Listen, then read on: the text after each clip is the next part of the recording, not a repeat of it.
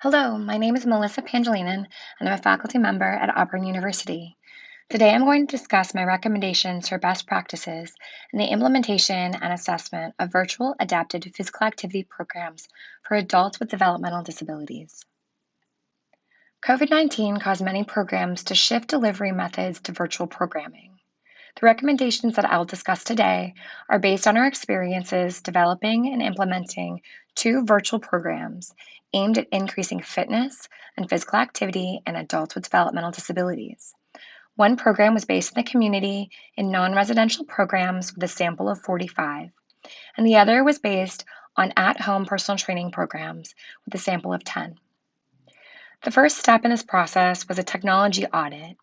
This included an evaluation of the technology infrastructure for the community or home program environments, technology capabilities of the program staff and caretakers, and the physical setup that enabled recording participants during the intervention, maintaining safety of the participants during the program, and ensuring that programs can clearly see or hear instructors to ensure program fidelity.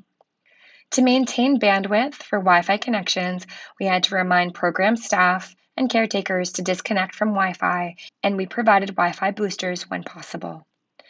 Although many program staff members became well-versed in using Zoom, particularly during our 2021 programs, we found that older caretakers during our at-home programming struggled with launching Zoom and ensuring that hardware was set up correctly.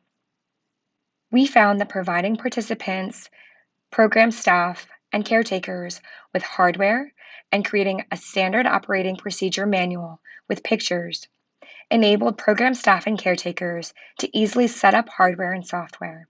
This made a big difference in the number and impact of technical issues during the implementation phase.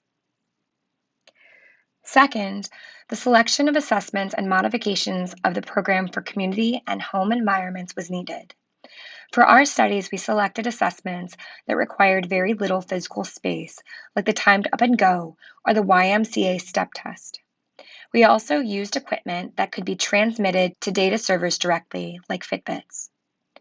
Again, the development of standard operating procedures with visual supports for program staff and caretakers enabled them to prepare participants for the different activities and provide real-time assistance during the program.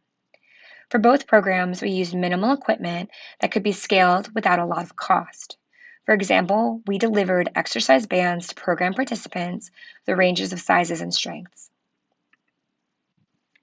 Third, we found that during implementation, a considerable amount of real-time troubleshooting was needed.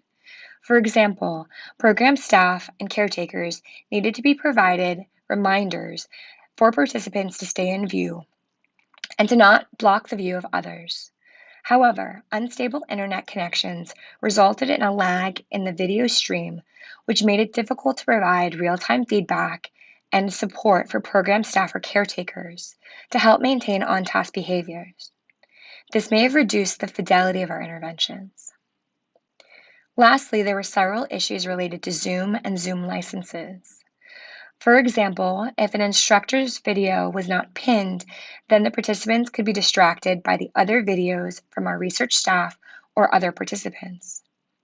One of the most consequential issues we encountered related to Zoom was that despite setting up multiple cameras and laptops to capture different participants, we were unable to record or archive gallery view. So we had to rely on real-time annotation of videos and could not reliability code all participants.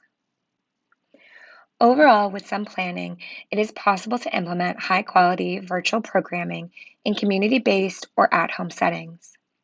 The selection of assessments, hardware setups, and providing standard operating procedures with visual supports helps to improve the consistency and reproducibility of the programs and greatly reduce stress on program staff and caretakers, especially those with limited technical capabilities. If possible, we highly recommend providing trained technical support staff for programs and providing technical infrastructure that includes laptops or tablets with high-quality audio and video input and output, as well as software access and Wi-Fi boosters when appropriate, particularly when working with low-resource communities. I'd like to thank my lab members shown here. Without them, this work would not be possible. I would also like to thank you for your attention and look forward to your questions.